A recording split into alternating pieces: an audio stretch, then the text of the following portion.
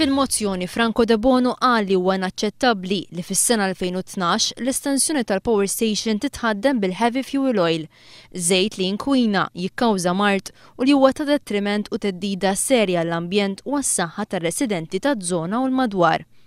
Franco De Bono fakkar li hu diġà oġġezzjona bl-aktar mod qawwi u ċar għall-estensjoni tal-power station f'Delimara li taħdem bil-heavy fuel oil u għadda lill-Gvern inkluż il-Prim Ministru diversi proposti, iżda minkejja dan jgħid De Bono ma sar xejn. De Bono jgħid ukoll il-livell u l-kwalità tal-emissjonijiet mill-power station ta' Delimara possibilment għadhom mhux kompletament konformi mad-direttivi tal-Unjoni Ewropea.